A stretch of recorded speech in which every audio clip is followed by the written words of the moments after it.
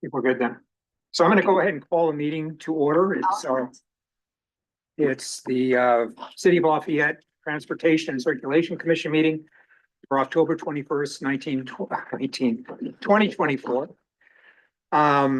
The first action is to conduct a roll call. I'll do that right now. Starting with commission Vice Chair Stella Witherspoon.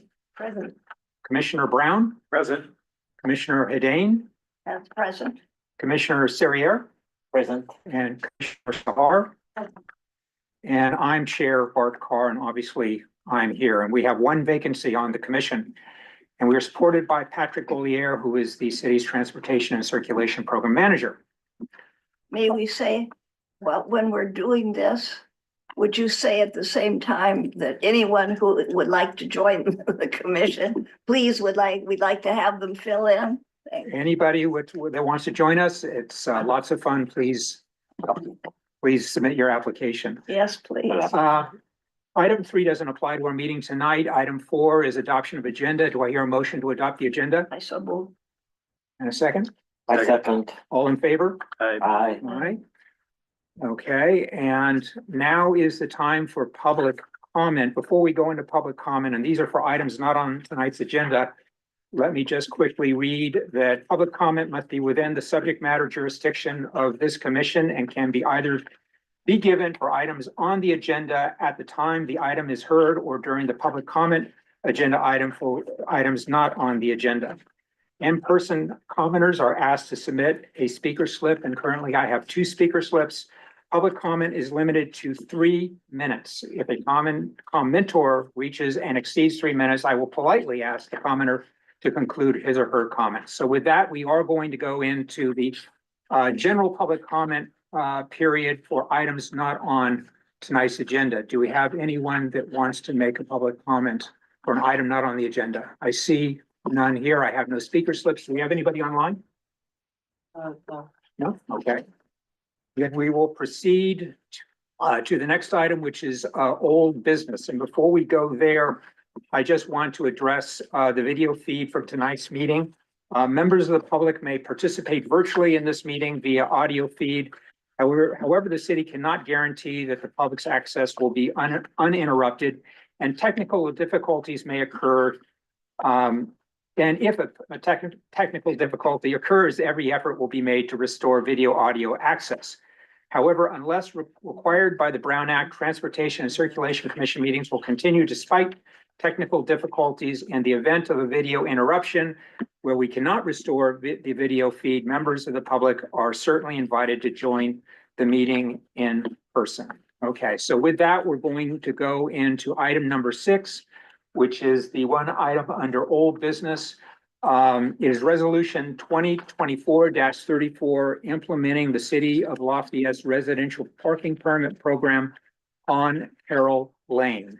And the staff recommendation to us is to support the adoption of resolution 2024-34 to include the block of Carroll Lane between Mount Diablo Boulevard and Marlene Drive in the city's residential parking permit program. Now, this was an item that we saw earlier and approved at the time. It was sent to the city council where they considered it, but given some new information or a request submitted by a public commenter, it was returned back to us. And so that's why we're considering it tonight. So with that, I'm going to ask staff if there's a presentation to be made, and then we'll go into the considering this. So this will be brief. So the item, as you mentioned, would result in the inclusion of one block of Carroll Lane between Mount Diablo Boulevard and Marlene Drive into the city's residential parking permit program. So this program offers residents of a specific block or street the opportunity to purchase an annual parking permit that would exempt their vehicles from time limits. The city provides these permits for a cost of $51 per year, and residents with addresses on approved blocks can choose to purchase one permit per address after providing proof of residency. So as described in the staff report, this commission discussed the agenda at your September 3rd meeting and supported the staff recommendation at that time to implement the RPP program on this block and directed staff to bring the resolution to City Council for consideration and adoption. City Council considered this item at their September 23rd meeting with public comment from a local business owner that requested the removal of the existing 2-hour parking restrictions along this block in order to accommodate employee parking needs.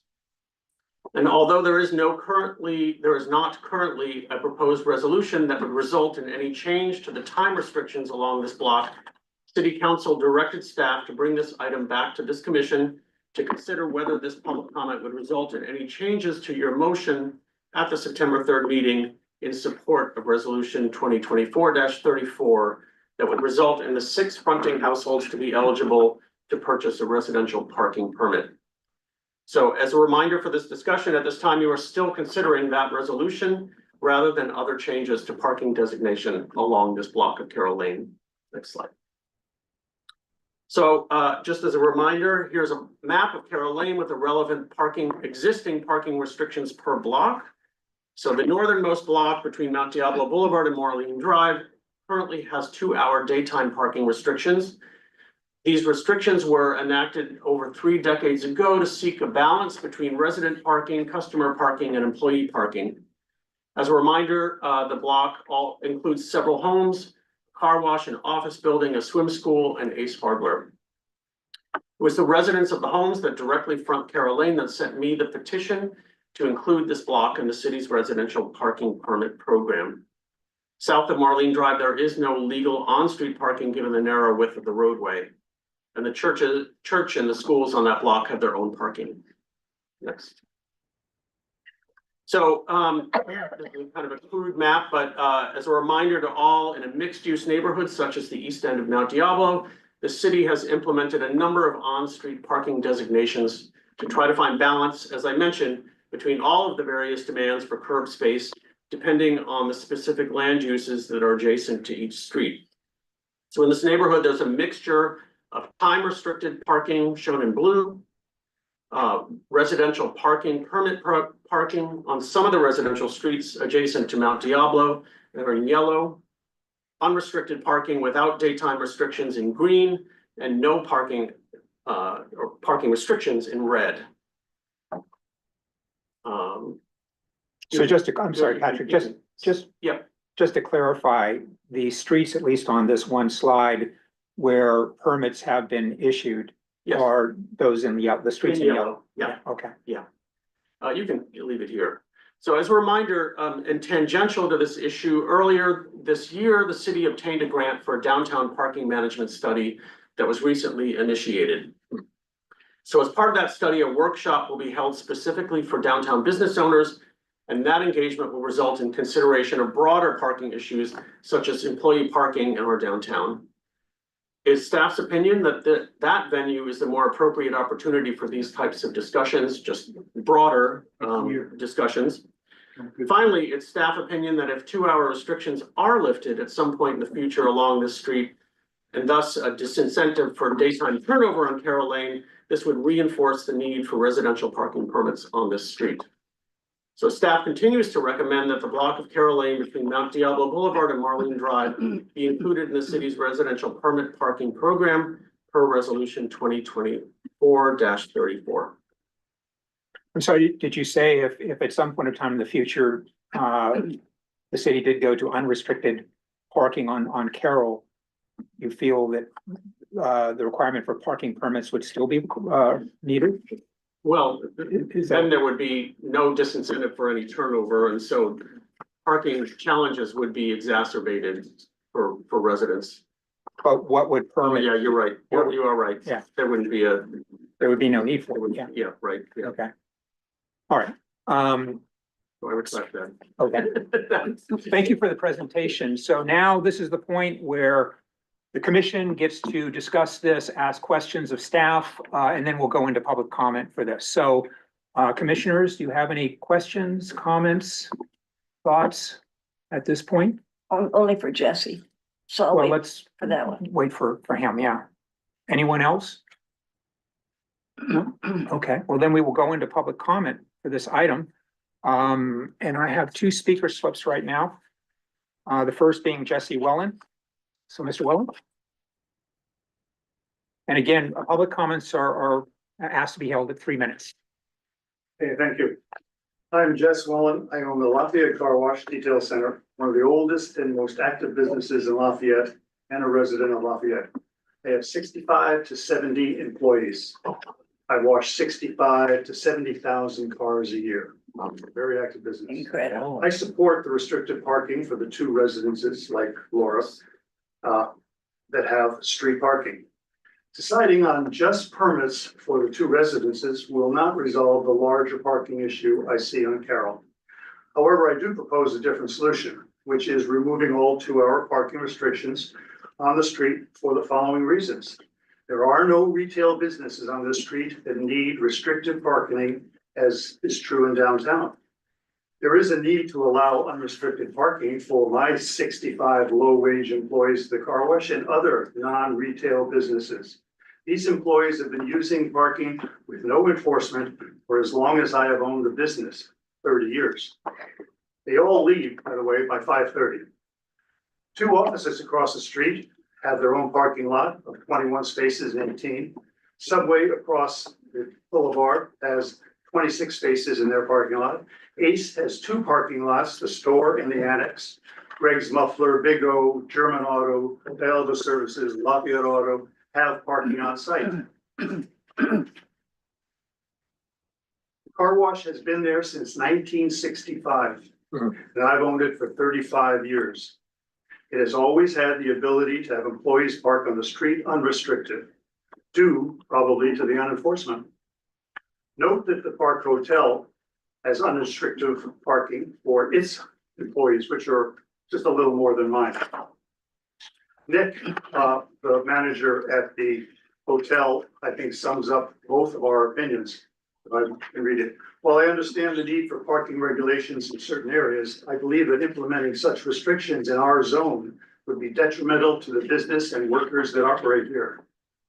Down below, he says, I strongly believe that imposing a 2-hour parking limit in our industrial zone would create more problems than it solves. I ask that the council take into consideration the unique needs of the area, explore more appropriate solutions that would not hinder the operation of local businesses. And I'd be glad to, let me tell you what my proposal would be is that we remove the 2-hour because it's never been enforced. It's mainly for employees that don't need to turn over. Businesses don't need to have frequent turnover. It's not a dress store, a toy store. There is no need for cars to move except to park and work in the local businesses. I would then designate a 2-hour or designate for the 2 residents as no parking and give them a sticker for one exemption. Gary and Laura have parking, which they do now because I told my employees do not park there. And I do believe they would agree there's no parking there now, but free up the street legally, even though it's been unrestricted or unenforced rather. Mr. Wellen, we're at 3 minutes right now, so if we can conclude, I would say please. achieve the same thing for the residents, which I believe they should have, but let the businesses thrive like the hotel and myself and others, because we need places for employees to park. Thank you very I have much. another question. Yeah, go ahead. Can you make that any clearer exactly how you want it to be? I would remove the 2-hour limit on this 150-foot section of Carroll Lane. So it's unrestricted because in essence, it has not been enforced anyway for 30 years I've been there. And then make a no parking area in front of the 2 residences. There are not 6 residents that have been affected. The other 4 don't have any parking in front of their houses. Only Laura and Gary have parking. Make it non-parking and give them a permit to park there. That sounds reasonable. Okay, thank you. It solves both problems. That's, yeah, okay. Can I ask a question of the speaker? Mr. Wallen, is it possible that if we were to do what you suggest, that you potentially could have employees not only from your business, but also from the hotel or from Ace Hardware or maybe the swim school, plus customers of all those businesses park on that block of Carroll and therefore make it very difficult or impossible for the residents to get the on-street parking that they're requesting? Well, one is, I'm suggesting that they have a permit to park in front of their houses. They have 3 parking spaces each. They can park there because they have the sticker or the permit, even though it's a no parking for anybody else. So that would eliminate their need or their problem. And in my 35 years, we've never had complaints about no parking. Ace has probably capability between their annex and their own space for 100 cars. Oh. Safeway or Safeway or the sub across the street has a parking lot with 26. The 2 office buildings have 20 and 18. Everybody who needs it has parking except the car wash. Okay, thank you. Any other questions for the speaker? Thank you, Mr. Well, I appreciate it. Did you have a? question? I'm sorry. Sorry, just to clarify, when you're saying they have parking, is it their private parking or is it city parking? Which are you speaking? When you're talking about Subway, Ace, is that, I believe that's I know private. for sure that it's Aces because I was part of their approval. They have their own parking right next to the store. my question is who owns that? So I mean, that's a Patrick question, like, is it the city that owns that parking space? No, I know for Ace, it's a Private, long-term tenant who has had it on a 50-year lease. okay, so it's private Leases parking. to Ace, I just wanna make sure, so belongs to Ace. okay, so it's private parking, so we're not really comparing, just wanna make it clear, so we're not comparing apples to apples. This is Right. private versus public, so I just Right. wanna understand that. My comment is that they have parking, they're not in need of it because they have so many spaces. Right, okay, and then how many, you have 65 to 70 employees. How many of those employees come and park on that street every day? On average? Well, you can see on the material I gave you, if you haven't gotten one, it's probably about 15 or 20 because that's all the spaces there are. Some come by bike, some carpool, but pretty much we have a lot of this. I can't tell because I don't see them park and Sure. allocate a space to them. Okay, but in that 150 stretch? Yes. Okay, about 20, okay, thank you. I'm sorry, is there any other questions or for the speaker? None? I'm sorry, thank you, Mr. Wellen. I have one question based on something that Mr. Wellen brought up.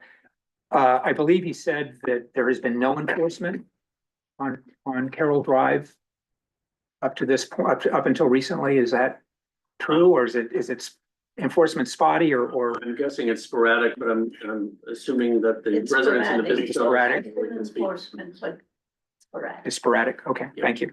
So it has happened, but it's sporadic. Now, does Jesse agree with her? I don't need him to agree. I'm just asking. I want to know what Jesse thinks about this, because he's there all the time. I would say it's virtually none. I think maybe we all know Sharon, the enforcement person. She's known me in the car wash for a long time. She is also retiring, but she knew the people, she knew the situation, never had a complaint. So I don't think she spent a lot of time enforcing it for tickets. I don't know, except now recently because of the permit situation, that anyone got a ticket in the last 30 years. So I guess that tells you something. Okay, thank you. The next speaker slip is Laura Lamont. Ms. Lamont.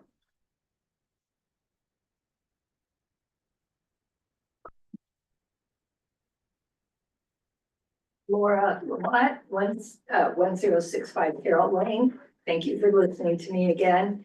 I'll just add, we've lived at our address for 30 years and I've probably gotten 5 parking tickets for parking in front of the house.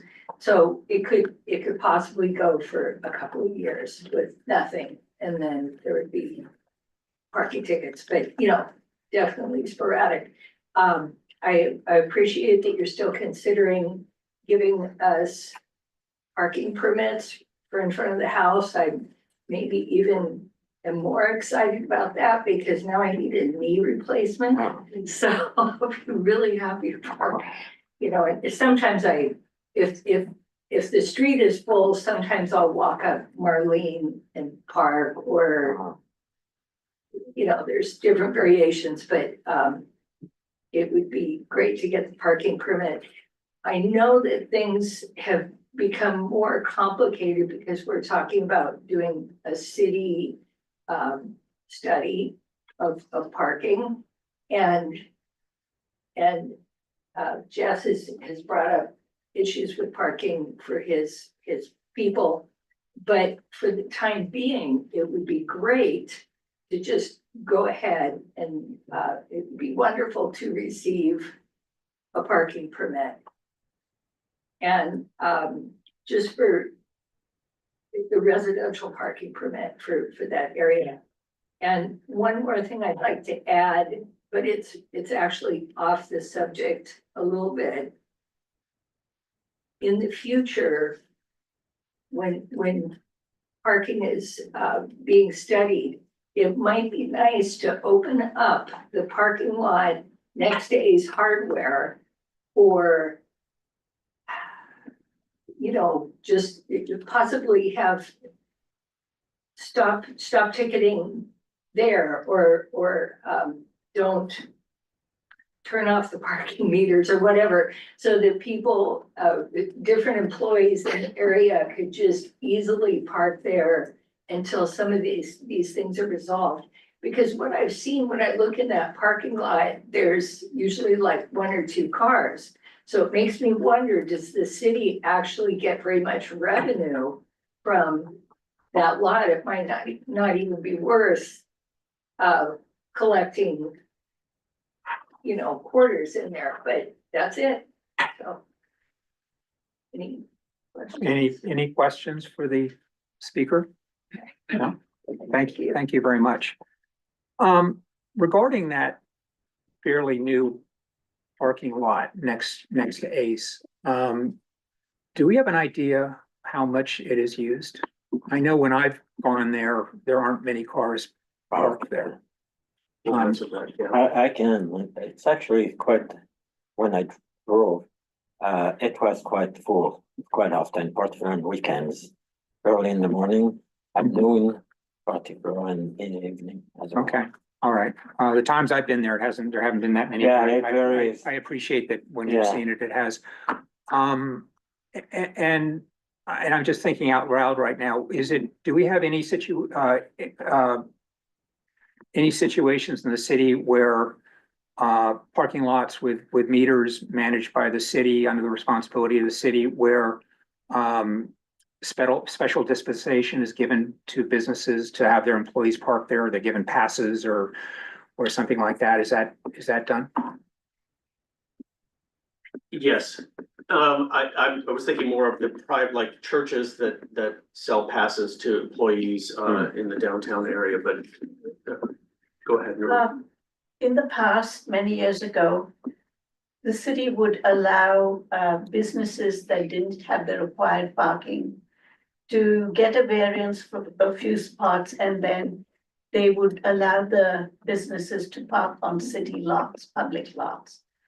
What happened was we lost our supply of truly public parking as a result, and the city council has moved away from that idea and really has not allowed that to happen more recently. So, for example, Uncle Hughes used to lease a row of spaces in the lot in front of Uncle Hughes, but they no longer need it, so it's become a pure city lot. Okay. Did the city council take a formal action to end that practice, or it was No. just sort of stop? Yeah, it Doing used to be a routine matter for the planning commission to allow this to happen, and this was many years ago. But parking is at a premium now. We don't have enough public lots. Okay, but again, just thinking out loud, if the city were to assess the level of usage for that one parking lot and determine that it could free up, say, 3, 4, 5 parking stalls to be used, say, by Mr. Welland's business, then that might be an alternative to what he's requesting. The city council can certainly. They can establish consider that. policy. I'm just looking at alternatives. Absolutely. Okay. We would. Because I'm sympathetic to his Sure. employees' needs. Sure. We would charge a monthly rate per space. Okay. All right. And this could be looked at prior to the city's parking management study or as part of the parking management study. Yeah, I'm with Patrick. I think making decisions on parking management, not on the particular request at hand. Right. Is best done as part of the parking study. Right, right. Okay. I have a question. Go ahead. How many meters is there on Carroll Lane? Meters? No, Oh, there is none? no, Oh, okay, right, oh, just 2-hour parking limits. oh, okay. Oh, I thought about that. Any other Oh, thank you. discussion on this item? One point of clarification, so this would, permit would only apply to 6 homes, Yes, okay? And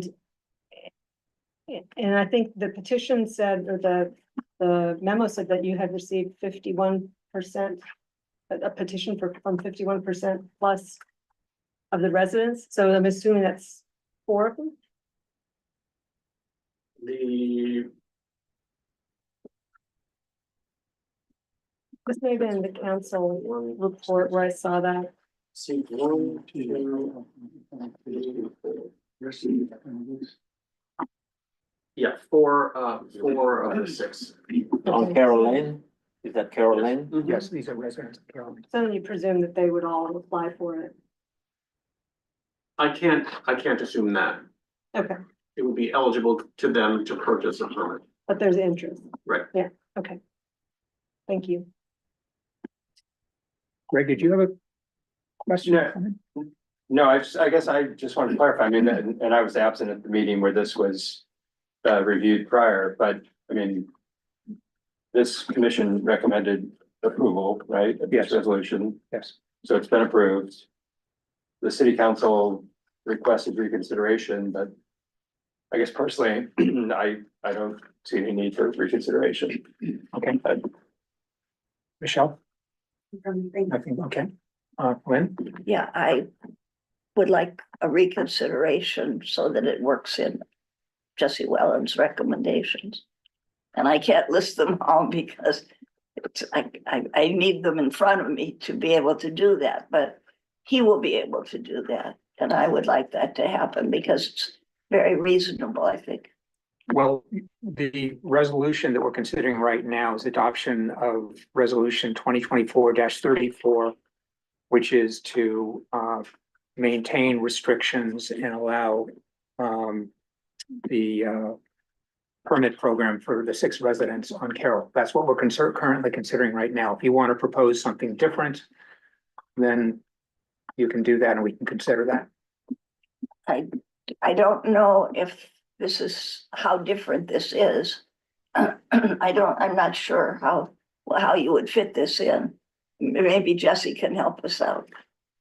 Well, Would offer to talk with Patrick and the council about the grant and the study coming. And I think the best estimate is it's probably close to a year to get a resolution or something solid from it. My question is, what happens to my employees in that year? I wouldn't mind if, we go through that process and I'll give my information for the East End, and I'm sure Nick at the hotel would love to have some input, but I can't lose employees and go out of business while we're waiting for another study for a year. So I'm suggesting, I'm fine with everything Laura and Gary want. My people don't park there anymore anyway. But I just need to know that for the 30 years and more than that before I got there, that is used for the car wash and it's necessary. Can't run a business without employees, just like Nick can't run a hotel and he doesn't have restricted parking.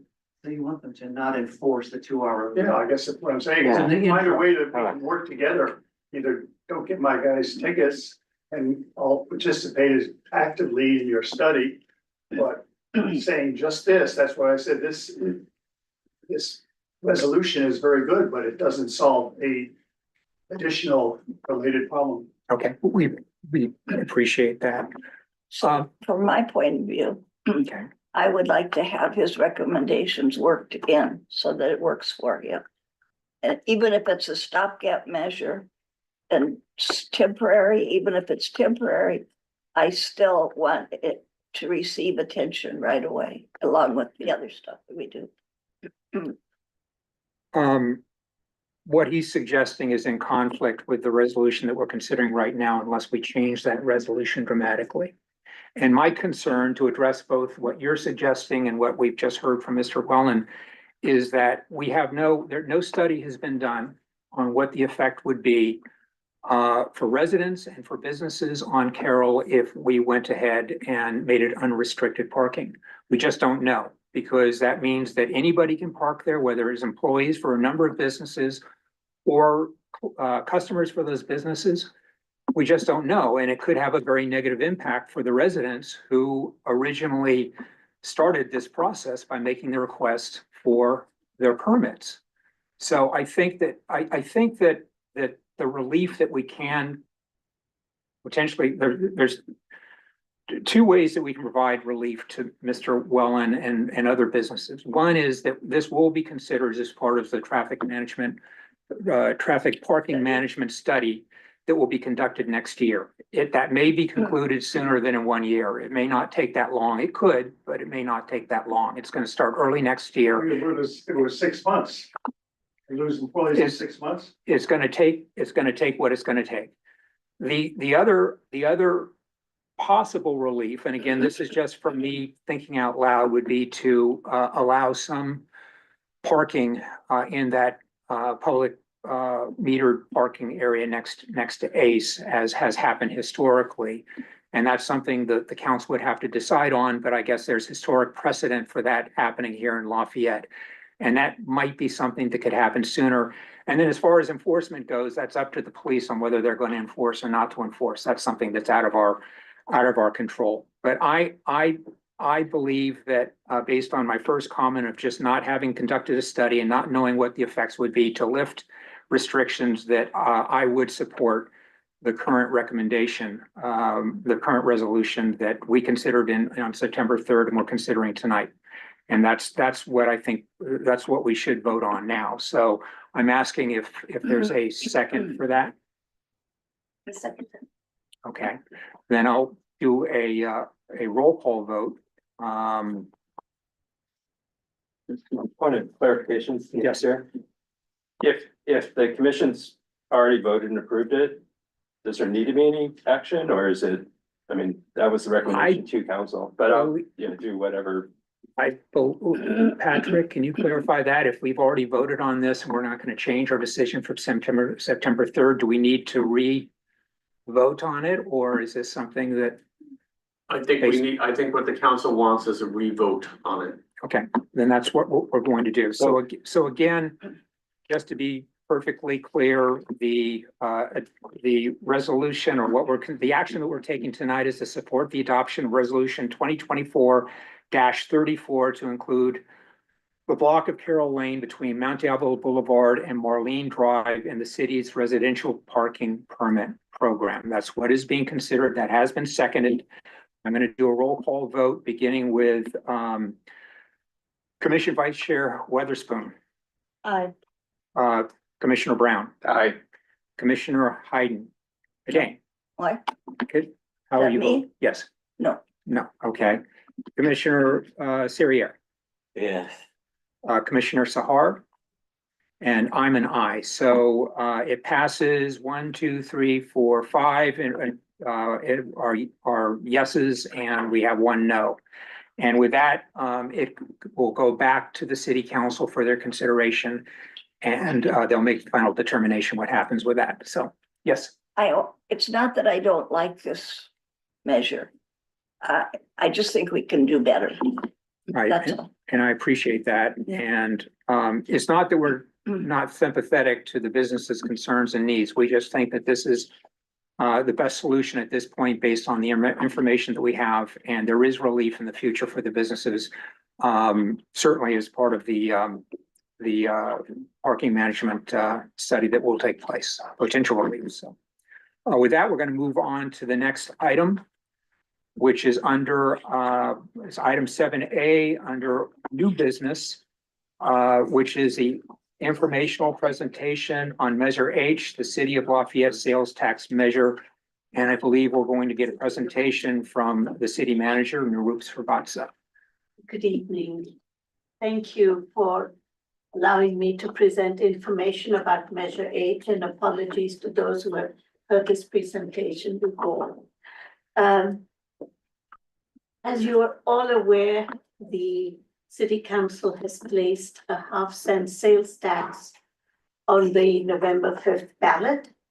And I'm here to provide you some information about the city's finances and also why they arrived at this decision. And I'd be happy to answer questions. Next. Unlike most of our personal finances, our government finances usually come with strings attached. And in order to keep track of the money, we segregate the funds into what we call buckets, or what is known as funds in the budget. For example, revenues like gas taxes can only be spent on road maintenance. Impact fees are reserved for either acquiring parklands or walkways. And the general fund is the bucket that we're going to focus on this evening. It's the most flexible, and the city council can spend it on anything within its jurisdiction. Next, the city gets revenues from a number of sources. The 5 biggest are property taxes, sales taxes, franchise fees, which are cable and utility fees, fees for service, and some money from the state. Our highest revenue generator is property tax. And Lafayette, the home values in Lafayette have been increasing.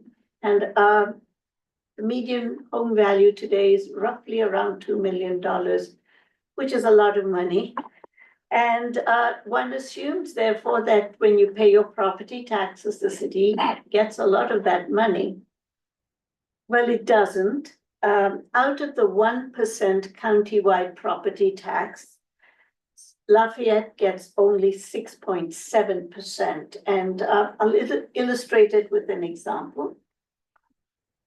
Let's say you have a $1 million home and the annual property tax would be 1% or $10,000. Lafayette gets $670 of that $10,000. We're what's known as a low property tax city. We incorporated as such because it was easier to incorporate, and we really didn't want to be beholden to the state. Unfortunately, city finances have changed over the years, and the city realized it couldn't operate this way. And some of the previous council members and mayors went to Sacramento and got it changed. We got slow increases, but now we're capped at 6.7%. And we cannot change it unless somebody else was willing to give up their share of the property taxes. And as a comparison, cities like El Cerrito and Richmond get upwards of 22% of the property tax. So we're not the norm, we're unusual. Orinda and Moraga are also low property tax cities. Nirup, can I ask a question? Anytime. Why is that the case? What has Richmond done that allows them to get 22% and that we didn't do that? And I realized that when the city was incorporated, I guess there was a desire for lower taxes and that might have figured into this. But if you can just expand on that, I don't understand that. But I wish I knew more, and my limited knowledge is that when a city incorporates, there is negotiations between the county and the state on property tax allocations. And most cities are upwards of 15 to 20%. That's the normal, quote, normal share. Mm-hmm. We started with 0 and we've worked ourselves up to 6.7%. So I think we're just, it's a consequence of incorporating as a no property tax city. I see. Okay, thank you. There. So you might ask, where does the money go? most of the money, I mean, the majority of the money, almost 60% goes to education. And I'm broadly calling it funds to the state for education, because that it doesn't go to our school districts. It goes to the state. The state uses a formula and then sends money back to the school districts and the community college. And Lafayette schools don't get, again, their fair share per student as other cities do. The Con Fire gets 14%, the county gets a portion, and other entities like the Park District. Next major revenue source is sales tax. We get a little over 3.5 million a year. And we're all familiar with sales tax. You go and buy a product, the local sales tax rate is imposed on that product. In Lafayette, it's 8.75%, which is for every dollar spent, the tax is an additional 8 3/4 cents. So out of that 8.75, how much does Lafayette get? Lafayette gets 1 cent of that. And so you might ask, where does the remainder go? Again, the state gets quite a bit, 4%. The county, with all its, general services, mental health services, county hospitals, emergency, medical, and fire gets a fair portion, and transportation gets a portion as well. So we get 1% of the 8.75%. Now that we know where the money comes from, how is it allocated? The city councils over the years have focused on what they used to call, and we still call the 4 Ps. Public safety, police, which is a third of our budget, of the general fund budget. 26% goes to public works, road maintenance, and road construction. 13% to planning. 6% to parks, and primarily for maintenance. The rec department is self-sufficient in that they get their revenues pay for the cost of pay for their employees, so they're pretty self-sufficient. And the remaining 20% goes to general operations, the back of the house, HR, risk management, IT, insurance, the council, the city manager, and so on. As with most households, we really do want to balance our budgets, and the city has done a really good job of doing that for the last 25 years. And as we look into the future, unfortunately, it doesn't appear that we will be in that situation. And our 5-year model looks like this, and it projects a 10% deficit, a little over $2 million annually. And if this trend continues, the city will run out of its reserve funds in about 5 years. I want to point out that this takes into account the current level of services. It does not include any new programs or any new projects envisioned. And of course, we have to explain to everyone the reasons why. And I want to say, not alone in the being where we are today. There are 117 cities in the state that are going out for sales tax measures. In Contra Costa alone, there are 4 cities that are doing so. And our immediate neighbors bordering Contra Costa, Benicia, and Pleasanton are also going for sales tax measures. The first reason is pavement management and maintenance. The cost to maintain our 92 miles of public roads in good condition has increased by $1 million a year.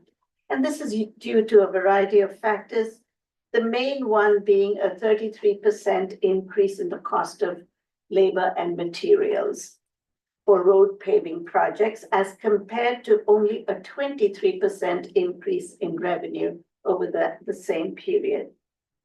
in addition, we added a lot to our roads. It's just not paving the roads. We've added crosswalks, flashing beacons, stormwater retention areas, sidewalks, pathways.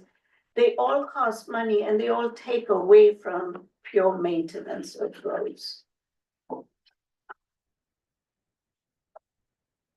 Next is insurance. We cities are as impacted by insurance as any household. And the cost of insurance, such as general liability, property and employment, has gone up 144% over the last 10 years. And this is due to a variety of factors, including a nationwide increase in losses due to weather events, increasing incidents of wildfire, and increasing litigation against cities coupled with large increases in the size of jury awards. I want to point out here, we have not received such a hit on no major losses or jury awards, but we are part of an insurance pool, and throughout the state, the cost of insurance has gone up. Unfunded mandates, the state continues to ask for more, but doesn't provide the cities with enough revenue to implement their policies. A good example is stormwater pollution. We all believe in clean water. We love clean water. We want to keep our waterways clean. But as the regulations increase over the last 10 years, the costs related to maintaining our clean water program has increased by 78%. And as a result, the current gap between what we receive and what we have to pay out is $300,000. And the general fund steps in and covers that amount. Another recent example is the housing element. We have committed to undertaking 60 programs to increase the supply of housing in Lafayette. And in order to undertake those programs, the city needs one full-time senior planner to do so, and that costs us money. Maintenance, it's a big issue. As we continue to grow our assets, we have always put aside some money into sinking funds every year, whether it's for the community center, our library, the parks, our roads. But as the city has grown and as inflation has had its effect, the amounts that we're putting away are no longer sufficient to pay for annual ongoing maintenance. And there is no maintenance funding for future projects. It's striking that, people say, why don't you go and get a grant? And we do, we're quite aggressive in getting grants. But grants come with strings attached. One, they come with sometimes matching funds. And secondly, grants don't pay for long-term maintenance. So if you build something, you have to maintain it and maintain it in the long run. And that's something that is very difficult to get external funding for. The next is inflation. We all know that our groceries bills have gone up. So have our gas bills. The problem is our revenues haven't kept up with expenses. And a good example is the downtown core area lighting and landscaping district. The cost to maintain the district, and this is a district that was created back in the 80s, I want to say, where property owners agreed to pay for the cost of lighting and landscaping. That assessment that we imposed in 80 has not gone up. So the revenues are flat, but the cost to maintain our downtown has risen 23% over the last 10 years. And so the difference of $250,000 annually, once again, the general fund comes in and pays the difference. And then finally, our community priorities. We did a recent survey and 93% of our residents indicated they were satisfied with the level of services in Lafayette.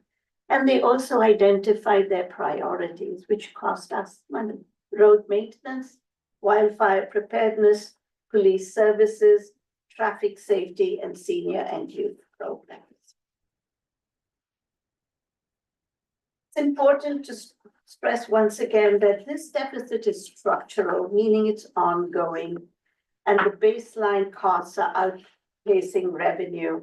And the deficit is not due to the council spending money on one particular project or projects. It's the cost of providing the current level of services, which includes the current number of police officers, road maintenance, parks, and so on. The City Council 2 years ago established a fiscal sustainability committee and they've been looking at this, looking 5 years ahead and understanding it's going to become a problem. And so the first thing they looked at were potential cuts or ways to freeze the budget, so to speak, and not add on any new additional programs. We have used our federal COVID funds or ARPA funds to bridge this deficit this fiscal year. We've frozen 4 senior positions, a senior engineer, a senior planner, and 2 administrative analysts. And the council has agreed not to take on any new tasks. But they did want to offer the opportunity to the voters to decide whether they wanted the current level of programming to continue. If the sales tax measure does not pass, we will go back and cut or eliminate programs. And given that 10% is a fairly large amount, the cuts will need to be made across the board in every department. Staff took the council a potential list of cuts at its June 10th meeting. If you're interested, the staff reports on the website. The council did not make a decision at that time, but it provides you with an understanding of how deep we need to go. The second way to balance is, of course, to increase revenues, and cities have very limited means or methods to do so. And anything that we do to increase revenues requires a voter approval. The council, after very careful deliberation, has placed the half-cent sales tax measure on the November ballot for a period of 7 years. And it will include the appointment of a citizens oversight committee to help the council ensure that the money is being spent in accordance with the council's priorities. As a general sales tax, the measure requires a simple majority, 50+1. So other cities have gone out for property tax increases or bond measures. The reason that the council decided on a sales tax measure, there are a number of reasons. One is that a half-cent sales tax measure would generate enough revenues to bridge this gap. A sales tax is paid for by people who visit Lafayette as well as by the residents of Lafayette. So it's not a cost that's borne only by the community. I give the example of Orchard Nursery.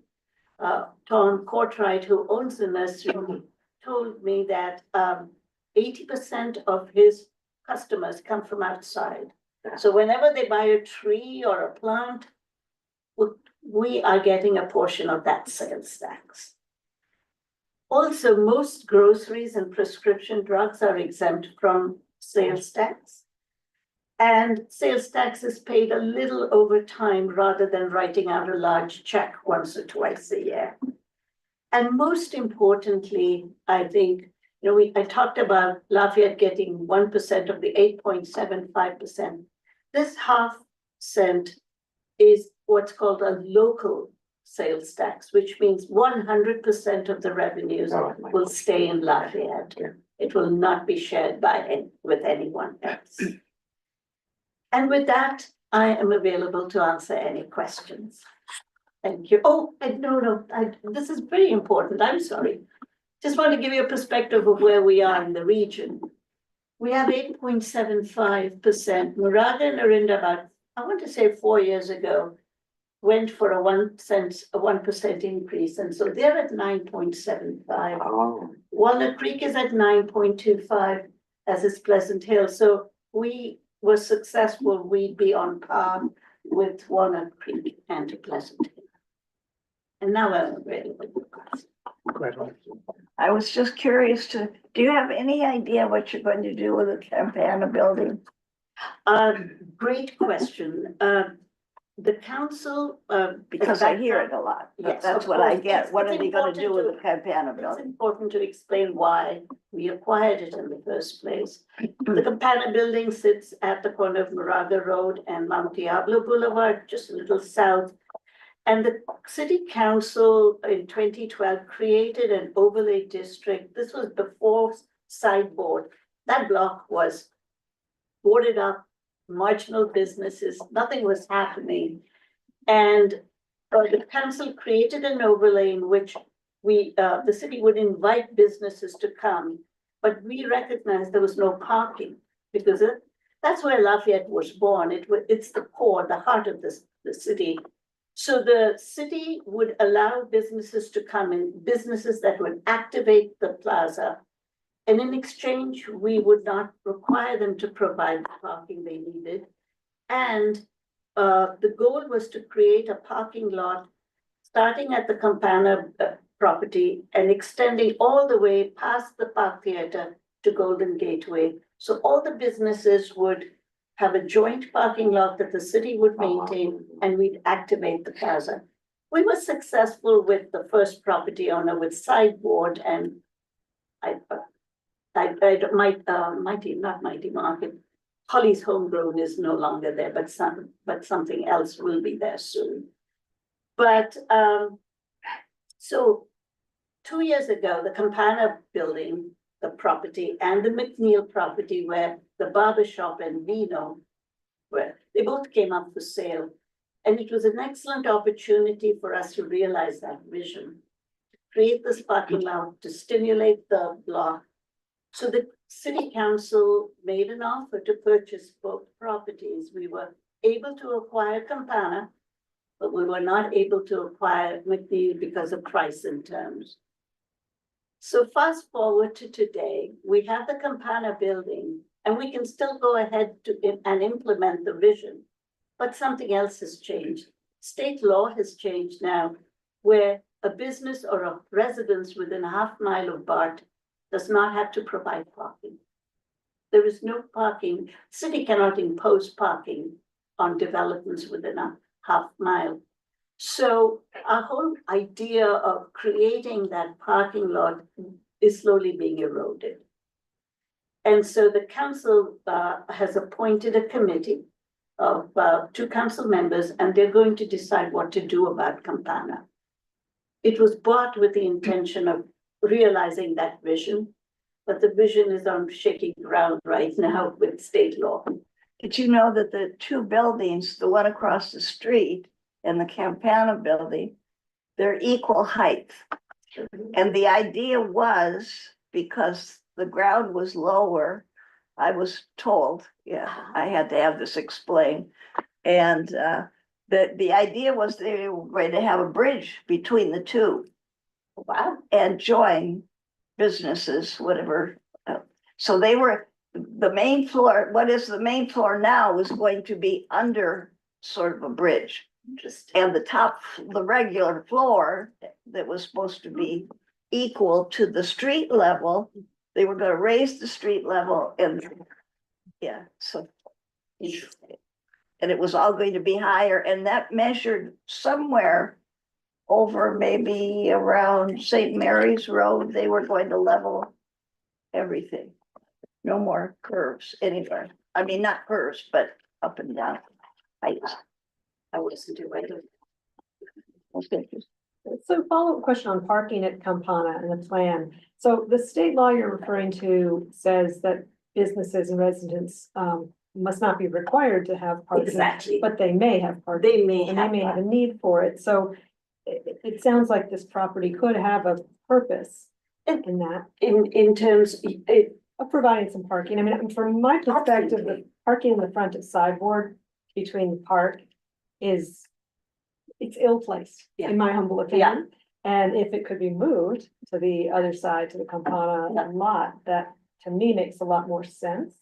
So it sounds like it is a resource that the city has that can be used. It can be used, yeah, you're absolutely right. The law says the city cannot mandate or impose parking. Mhm. But a developer or a homeowner can provide the parking if they so desire. Mhm. So yes, that a potential use could be parking or a parking garage or whatever it may be. Mhm. Can you sell it back? Can you sell the building? We cannot sell it back to the Campana No, family. no, but on we the can market. sell- Yes, yes, Oh, that's another potential option. Yeah, Is it a sturdy building? no, No. it's Think that was quick. ordered the staircase up. Oh, because the yes, Upstairs is not yes. Yeah. in good I condition. That was that was targeted for the main floor, that floor there. Oh. My father-in-law had a Campana for a student, a music student. So, Narup, your message to us is that there's a real need for Measure H based on everything that you outlined in your presentation. The city cannot and will not advocate for the measure. I'm here to provide information. Okay, And as commissioners, I've gone to most of the commissions and committees, and I'm making this presentation. just to provide information. To provide information. We do have a page called Fiscal Sustain, actually called Measure H on our website. Mhm. And there's a lot of information there that you can read about it. How much of the city's challenges are just unfunded mandates from Sacramento? Seems- Not as much as pavement maintenance. I asked Tracy that question. I would say 10 to 15% or in that range, not as much. I would have thought as- more. Yeah. Yeah. Yeah.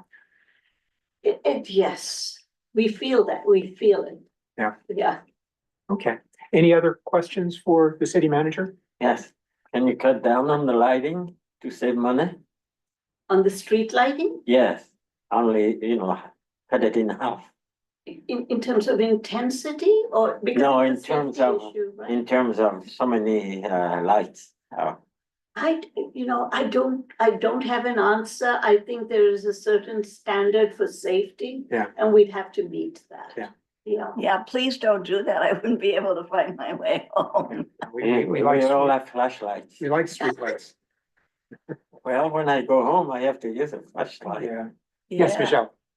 So when did, Raga and Orinda pass their 0.5%? I want to say 4 years Okay, so ago, more recently. Okay. recently, okay. yes. So has the city conversed on how that has supported their overall city plans? Do we get a feel of like, was it a success, was it not? Are there other Yes. issues they're facing now that we have? Yeah, we have, when we started, I think in January, I went and spoke to all the city managers with successful measures, learned lessons of what to do and not to do, and it has been a real help to cities.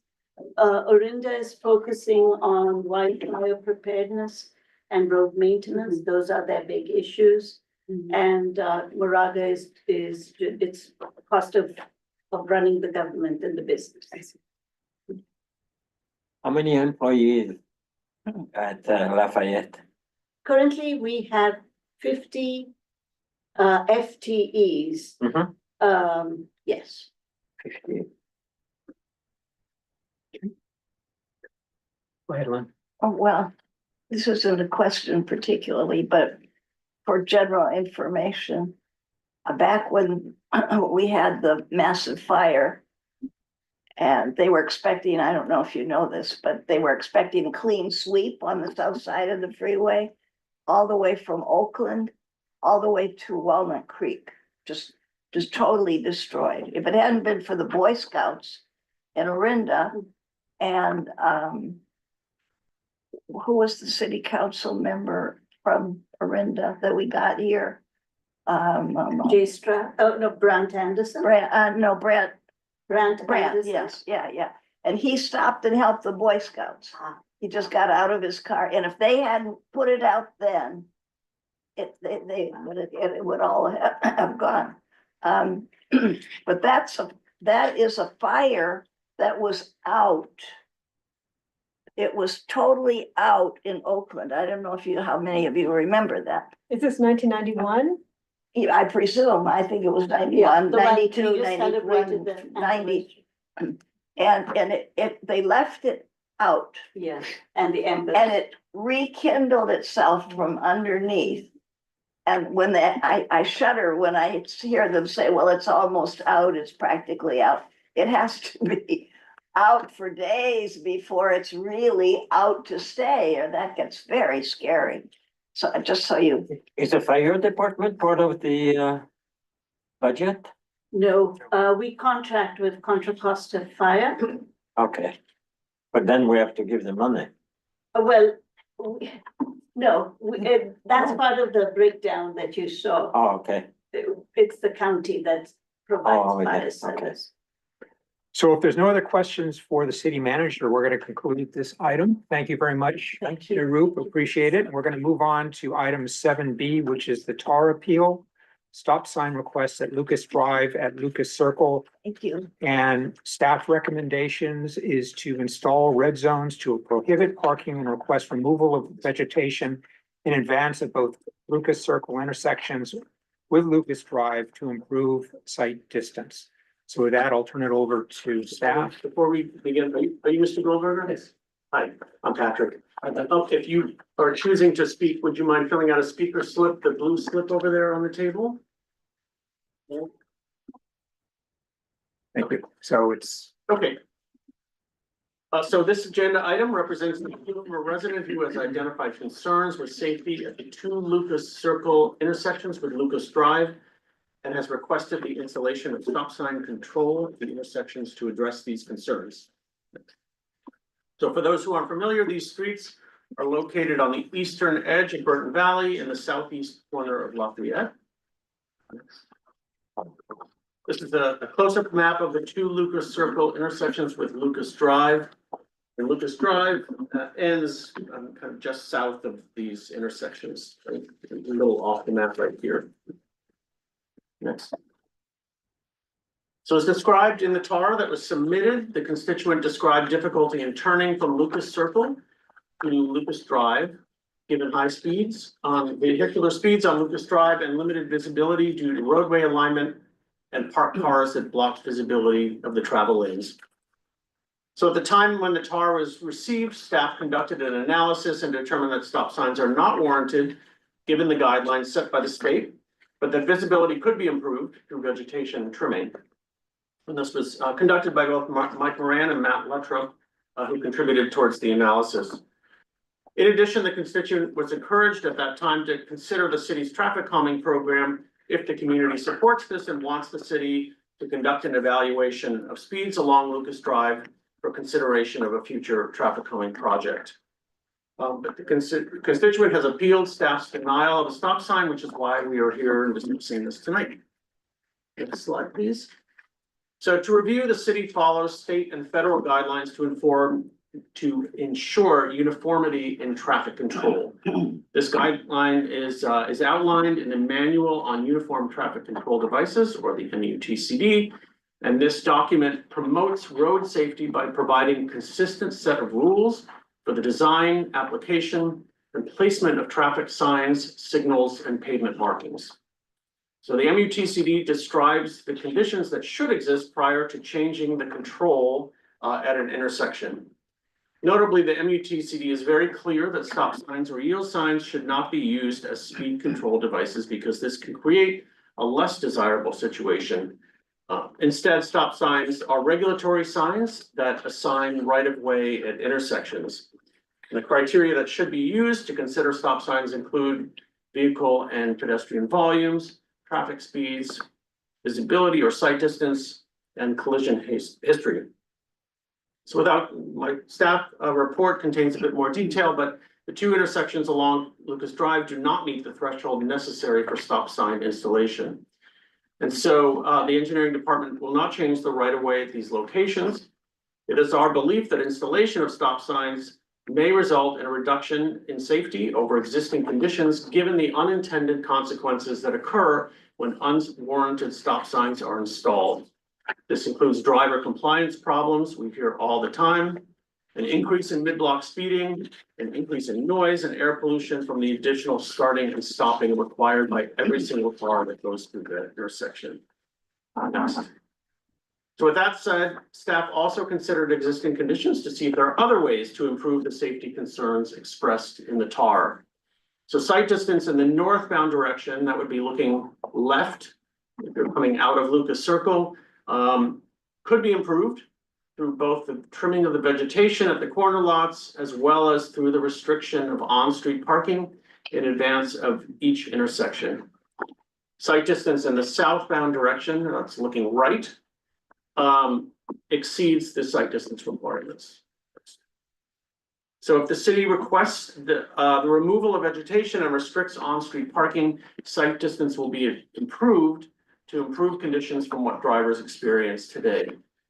And so to summarize, staff's recommendation is to install red zones for parking restriction and to request the removal of vegetation that is currently restricting visibility at both Lucas Circle intersections. Thank you. Okay, at this time, we're going to open it up to commission discussion on this item. Do we have any questions for staff or comments? Just, Patrick, a question on, Lucas Drive. Was that part of the repaving and restriping down in Burton Valley? No. Okay, so are there fog lines? It was repaved, I don't know, maybe 5 years ago or something by Matt. No, there are no fog lines on the street today. Okay, so it's, sorry, it hasn't been thinned. Are we considering doing something like that? Like putting in like what we did in like Silverado to kind of narrow it so people to slow down, because I do drive on that and there are a lot of young kids and you turn the corner and they're not looking, they're going very fast and there are a lot of walkers. I mean, there's been a number of times we're behind a car where they're going way too fast in the corner and people walking and yanking their strollers. So I've seen it, but have we considered vegetation? I totally agree. I think it'll help. I think that's a good plan. But have we considered kind of putting in kind of yellow lines and make the streets feel narrower, or will there, I mean, has there been discussions from residents there? It hasn't been considered. It wasn't brought up when it was last repaved, according to Matt Luttrop, who was in charge of that project at that time. We've not received a traffic calming application, so we haven't considered traffic calming on that street. Generally, yes, we could put in edge lines, that would help with speed reduction in my opinion. We are in general trying to reduce maintenance costs and budgets. Yeah. About putting real corners rather than those rounded corners, wouldn't that help? What, I'm sorry. Corners. The curbs? Yeah. Real corners versus the rounded corners, sharper corners. The city would not have the budget for that type of project. That would be a very, very expensive. Oh, really? endeavor. And if I just could quickly just refer back to Michelle, what you're asking about, and that occurred to me too, maybe striping and the visual narrowing would be a good thing, but that's part of traffic calming. So to be able to consider that feature or other features like that would be a part of the traffic calming process, which would have to be initiated by residents. So, yeah. Speakers. Yes. Yeah, again, we're using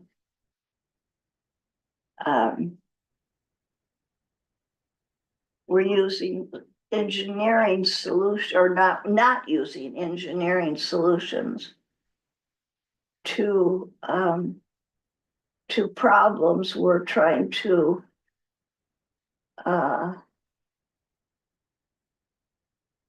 we're trying to use the engineering solutions to solve enforcement problems. And if we had more enforcement, we would have less to worry about on these perfectly innocent streets. And we shouldn't be speeding, no, but where's the enforcement? I'll bet you they haven't seen a police car around there probably for 4 years, I'll bet you. You might ask them sometime in the neighborhood, because I'll bet you that's gonna ring true. We do that all the time. We should not be depending upon engineering or anything else other than our police force. And where are they? We've got a force. Why aren't they out and around and enforcing? They are not. You can ask anybody in the city of Lafayette, do you think the police enforce? And they'll say no, because that's exactly, they're not around. They're not seen. Even at the schools, around the school areas, you would think maybe they could cruise with other officers, with other directors of the police force. We have had very measured distribution of the enforcement. And they have had patterns, and they knew where they were going. They knew how often they were going to enforce and where. And suddenly, with our new police officer, and it's not that I don't like our enforcement, our chief of police, but he does not know how to enforce. He doesn't know how to distribute the enforcement. The Circulation Commission used to give parties, actually honoring the police for the volunteers particularly, but anyone could come. And they would make dinner for them. They would serve desserts. They would have programs that the families could come to, and the little kids could, see their parents being honored on the force. And it works. But Aldrich doesn't bother to do that. I've got a question. Before we go to, can I just ask a quick question? Just Sure. following up on what Lynn is saying, do we have to be in an active traffic calming process in order to request the police to be more present on specific roadways like this one, or is that? I could make a request of Right. Officer Conlon, sure. Yeah. Yes. We have had police chiefs here that did a superb job of enforcement. One almost got himself killed on Ridley Station Road. He said, "Oh, I don't know why people don't like to cross here." And Lynn, my dear, you made yourself Oh, very clear anyway, on that. well, So, okay, you don't have and to we have hear other about commissioners wanna chime in. So, Okay, all I'm right. sorry, go ahead. About speed humps. Again, that's a traffic calming Traffic calming. device, so we've not evaluated Lucas Drive. The issues that we're trying to solve for now are the coming out of Lucas Circle Right. and the visibility issues Okay, and responding to the request for a stop sign. but if we don't put stop sign, isn't that also a form of calming the traffic? With a stop sign? We're trying to improve visibility through Oh. installing red zones and trimming back vegetation that is blocking. And getting more police out. Right. Any other commission? Yes. Yes. One more question, Patrick. So where we're trimming vegetation, is it public property or is that private property? Like where, Likely that's private. that's private, Well, okay. On the left, that might be, the right picture. likely it's private. previous picture.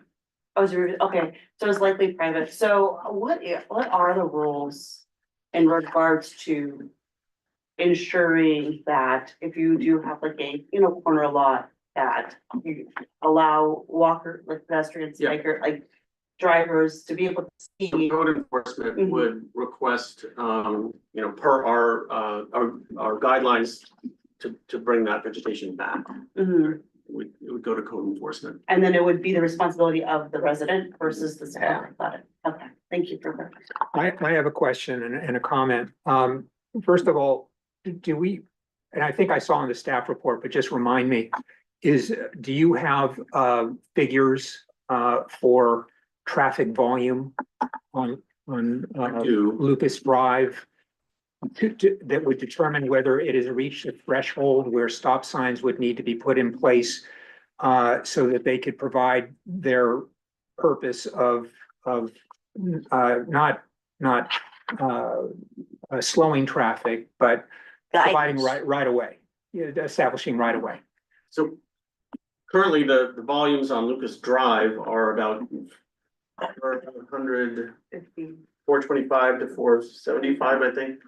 450 to 475. Mhm. In a 24-hour period, And the threshold, about 2,000. 2,000. And at that threshold, then you could apply stop signs in all directions for purposes of assigning right of way, which is what their purpose is. Mhm. Okay, so we don't meet that threshold. My other, my comment is on South Lucas, Circle, entering Lucas Drive. I was surprised to see there's no stop sign for traffic exiting, South Lucas Circle, Right. where on the north side, there is a stop sign. And I was just I curious was why, surprised. I don't know. I saw that too. right? Because when I was out there driving it on Saturday afternoon, I reached that intersection and stopped, just expecting there to be a stop sign there, and there wasn't one. And then there was a woman in a pickup truck, and she saw me and she stopped on Lucas Drive, and we Oh. both got sort of confused. And then she sort of waved me on, and so I went, but that caused some confusion. And I was the initiator of that confusion because I guess she thought I should have gone because I was first at that intersection, but there was no stop sign there, to stop me. So does that, Anyway, I'm just I don't sharing know with the you. local history. Yeah. There should, in my opinion, be a stop sign there. Yeah. On Lucas Circle South. Okay, well, maybe we can act on that. So, just to, Yeah. solve confusion there. Can we pass it right now? Speaker. A sign at that corner? No, not right now, because we haven't done public comment yet. So, but we might be able to add that. If there's no other discussion, we're gonna go into public comment. Do I have a speaker slip? Did you want to? You don't have to fill it out right now. You can just fill it out after you've made your comment.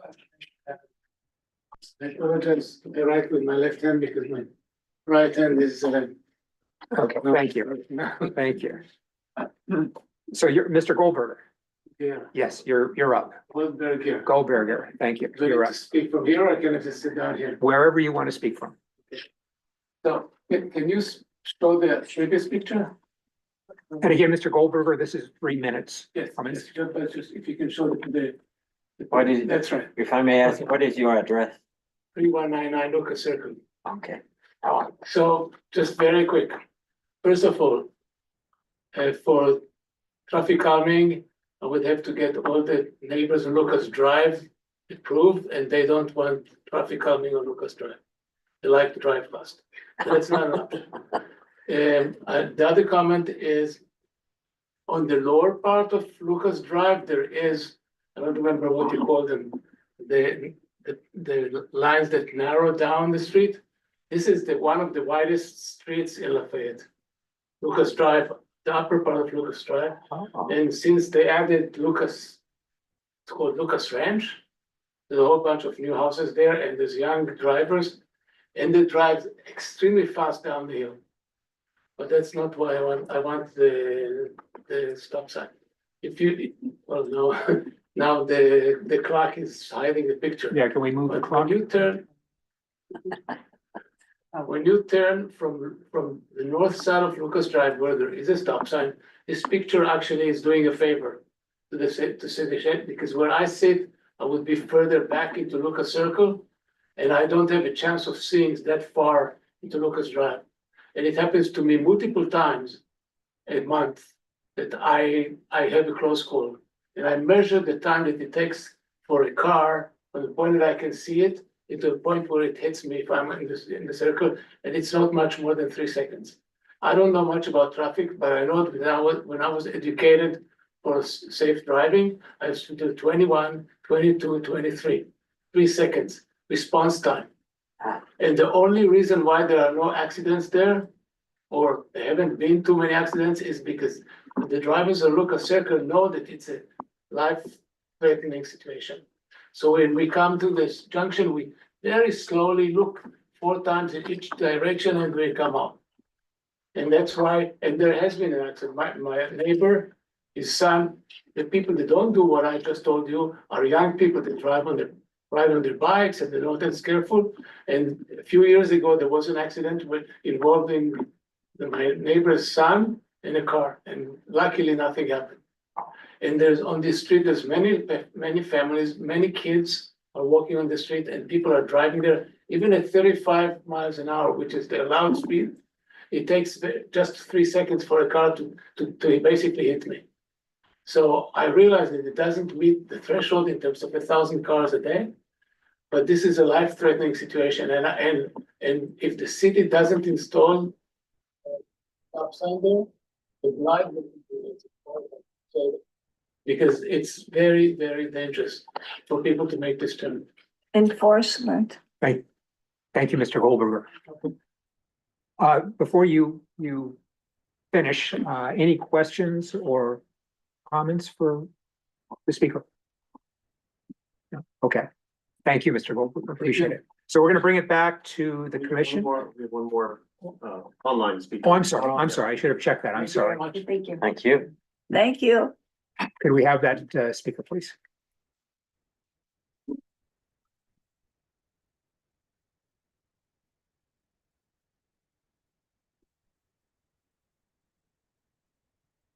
Roger, if you're there, can you unmute yourself?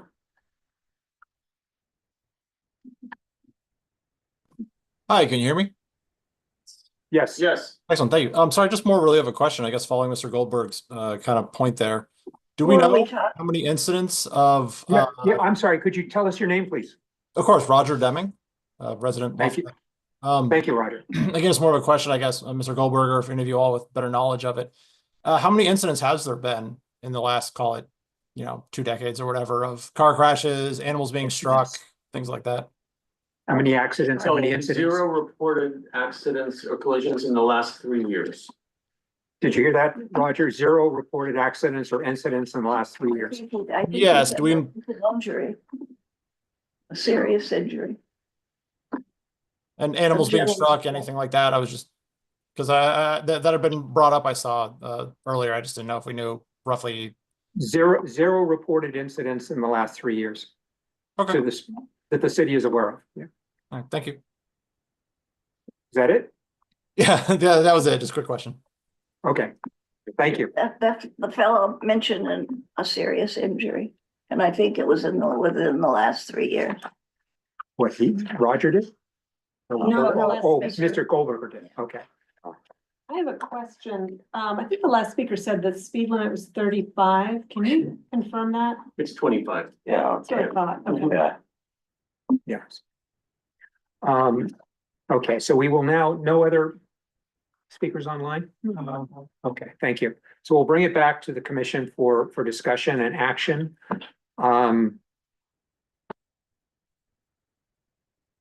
Any input from the discussion from the commission?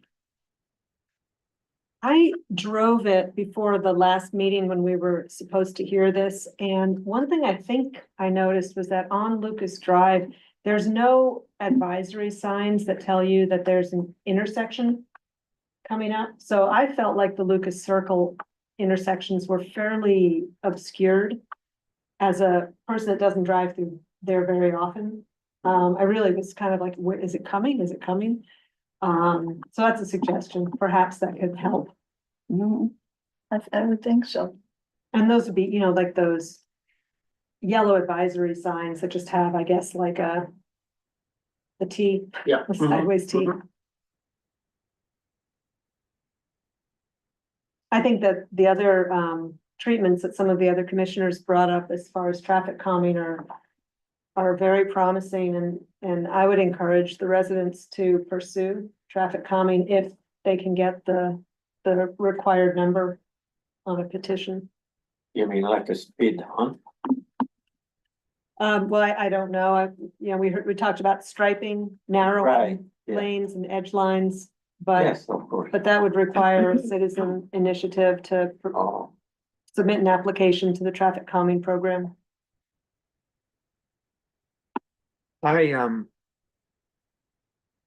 Near where I live, there there's a roadway Solana that intersects, a small roadway Solana that intersects with another small roadway, Acampo. And Solana being the direct way that you can go from Hamlin Road to get to St. Mary's. And so what traffic goes along Solana is, the traffic is heading to and wanting to enter St. Mary's Road. At the intersection of Solana and Acampo, there are stop signs. And I can tell you that the majority of the people, and they're mostly people local to that neighborhood, ignore the stop sign on Solana and just blow through it because you know, it's just, there's not a lot of traffic there. There's not a lot of traffic entering from Acampo, and they've just become accustomed to doing that. And I'm not saying anyway, that's the reality there. So I applied that experience because I see that quite often living right very close to it, to what we're being requested to consider here, which is you know, putting stop signs on Lucas Drive at these two intersections with Lucas Circle. And I believe that if you were to do that, those stop signs on Lucas Drive would very quickly become ignored. Oh, yeah. It's just the way that people behave, the way that, especially on a roadway as wide as Lucas Drive is. And so unless you have, you know, enough traffic on Lucas Drive to really meet the threshold, to really create a need to put a stop sign there, then I just don't see that as being a good place for it, for placing stop signs. But I am sensitive to what Mr. Goldberger is requesting, and I guess you experience it quite often, living very close to Lucas or living on Lucas. And I'm just wondering if we can't. And I agree with Commissioner Hedane that with more enforcement or more police presence, that potentially could help out. Patrick, is it possible, again, outside of a formal traffic calming campaign or process, to get one of the speed signs placed there just so residents can see if they are traveling too fast? Sure, the police department, they're mobile, so yes, I can make a request. That's possible. Yeah. Okay. Okay. Those are my comments. I think they call that specific enforcement. At the point down at the station. So looking at the resolution that or the action that we're being asked to take,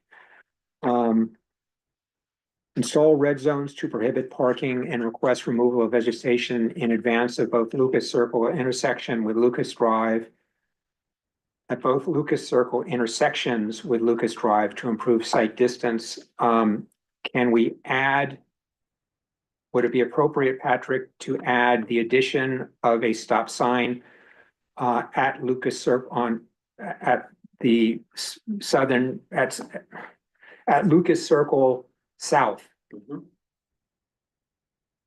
That would be one change to that. And in addition, request staff to request additional police presence on Lucas Drive.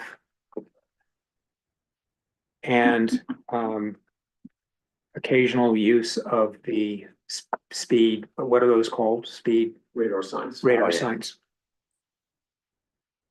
Just No, for, they don't, the police don't have to show very much or often or even long. They just have to show a quick presence and they scare everybody. Right, well, that's, People I'm just start asking, behaving. I'm not telling them how much of a, I'm just asking for a presence, and I think I that understand. agrees with your comments. Yes, go ahead. just for clarification, you're saying the stop sign just on On Lucas Lucas Circle. Circle, not, Lucas Circle, yeah, okay, yeah, to match the. because there is one right now. Yeah, okay. Yeah. And then, on the traffic calming, does that, I mean, can the city initiate that as well, at least in terms of maybe thinning, putting some lines in, at least on the approach? to the north end of Lucas Circle, or does that have to be neighborhood initiated? I mean, because my understanding is that's our standard, that's the city standard now when new roads are striped, is that they're done that way. The issue that, I hear what you're saying, the issue is that the purpose of the traffic calming program is to take all the applications with the budget that I have, prioritize the project. So that would then leapfrog that street ahead of those streets that have applied. Mike is trying very hard to be conscious of his budget and in terms of installation of new paint and maintenance, and so But there's no overt cost to asking the police to occasionally make a presence. Correct. There's no cost to that.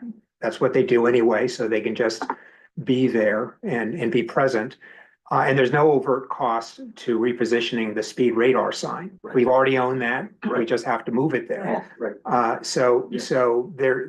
that's fairly easy to do and may have a positive effect for the residents that are concerned about the speed, especially those entering from Lafayette Circle. So again, that's unless somebody else wants to make changes to the changes that I've suggested for that resolution, for that action, I'd like to go forward with that. Good. If I hear none, can I get a second? I second. Okay, all in favor? I, Did you get that, Patrick? I tried to be as clear as I could in Yes. those additional items, so. Add a stop sign on Lucas Circle South and request staff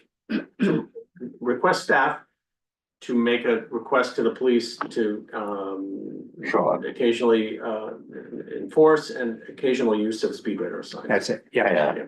very good. Can we work out wording so that we can requisition more volunteer police officers? There are such things. What's the fellow that was here last couple of times back? He was a volunteer. Yes, I think he spoke yes. pretty Speak directly. directly about the difficulty in that, and that it's really not a possibility. Why? What were his reasons? He mentioned that the volunteers would have to pay for a tremendous amount of training. And it's an unpaid position. Yeah, How did we ever get 25? We had 25 at one time, many years ago. I great. would say 20 years ago. Probably the standards have changed for the training that is required, so there's more Well, rigorous training now. Maybe we were getting Yeah. pay assist at that time. Right. Okay, we're gonna move on to item number 8, which is commissioner and staff updates. So item 8A is commissioner oral reports on relevant activities and meetings. So do we have anyone that wants to make a report on any activity or meeting that they've been to? I have a question. Yeah. Is Moraga Boulevard gonna be closed for Halloween? No, Really? You know, he's bringing up something that we have traditionally done. We close it off at the But, park, right. Yeah. But, and it's very dangerous. We don't, lots of people and we come, have police patrol usually too at that park. yeah. It's dangerous. I can't speak for the police presence, Oh, that was, but engineering, there haven't been requests to close the street. they've done it every year and I just wanted to make sure that it's gonna be done again. I think those are resident requests, if Oh, I'm not mistaken. Hey, They're I'm a initiated by resident. residents.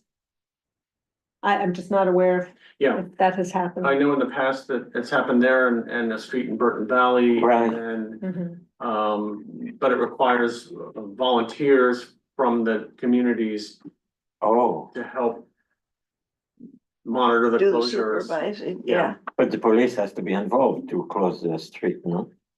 No, a permit would need to be pulled, to close it through traffic and, So the permit, detours set up and, barricades brought out there. right, but the permit would be addressed to whom? To the city? Someone would need to apply for a permit.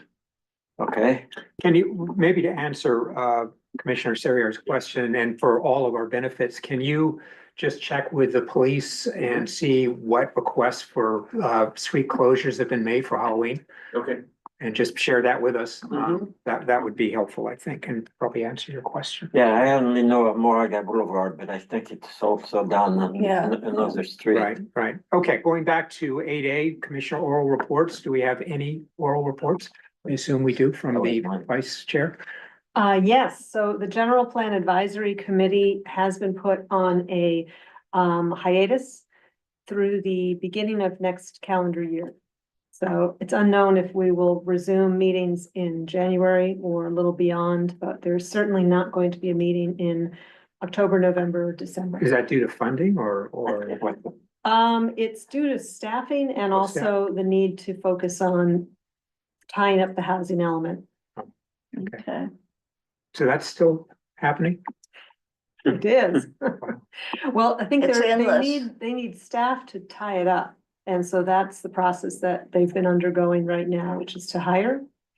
And I believe that they've hired, although I'm Someone not started today? positive. The senior Started planner? today. Started today. What is the subject? Housing element. Oh, So there's housing element, parts, tasks to be completed. So part of that is rezoning some areas Oh. to meet the specifications in the plan. And then also they need to take a look at whatever, is in the land use element that needs to be modified to conform with that zoning change and put that through. do the residents have any say in rezoning? It's a public process, so they'll be noticed and then Oh, there'll be okay. hearings. There are several elements of the general plan, so that's not the only one.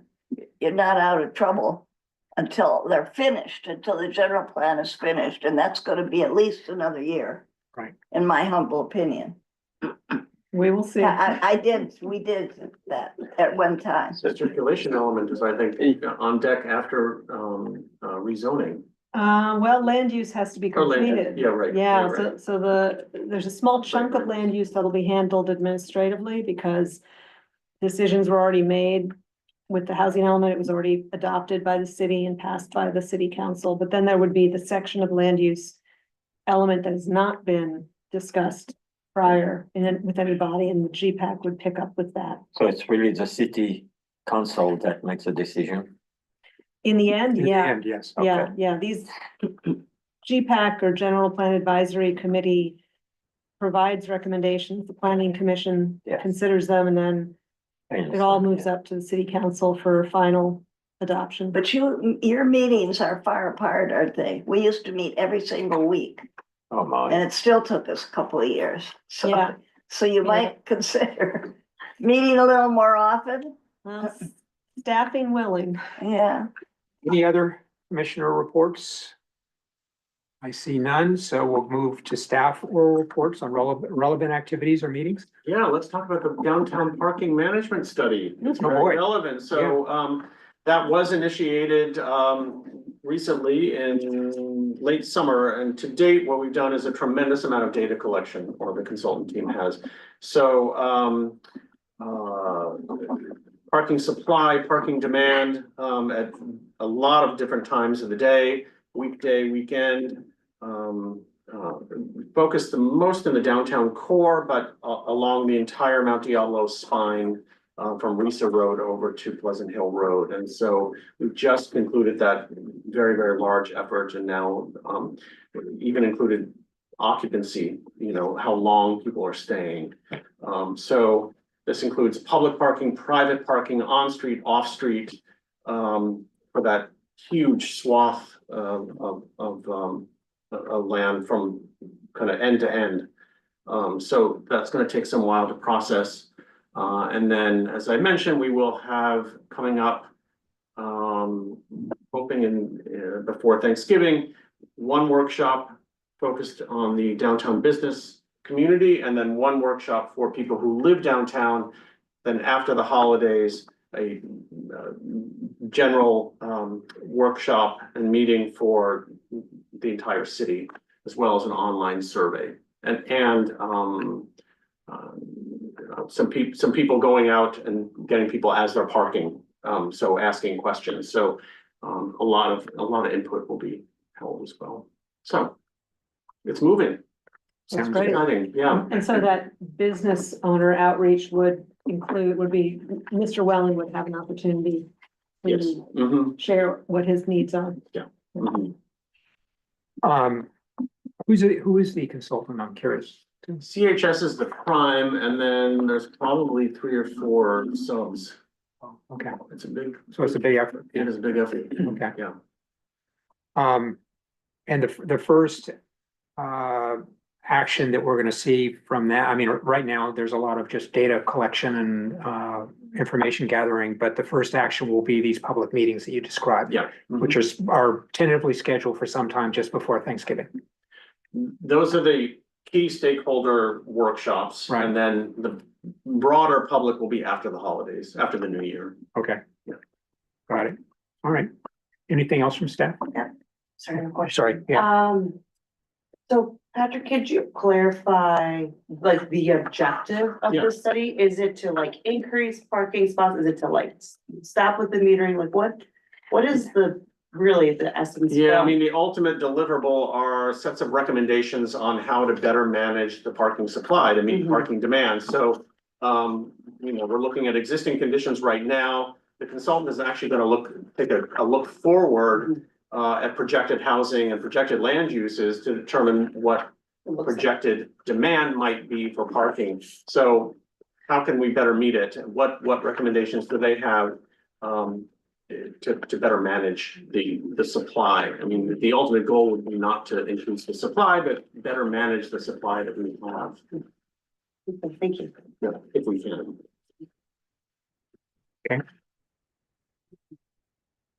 Is that it? Nothing else from staff? No, okay, good. Well, then I think that concludes the agenda, and that concludes our meeting. So I'm gonna adjourn this meeting. It is right now 8:45. You've got the gavel, you wanna hit it? Well, Anyway, this meeting is adjourned. Thank you very much. now I can. Thank you. Want that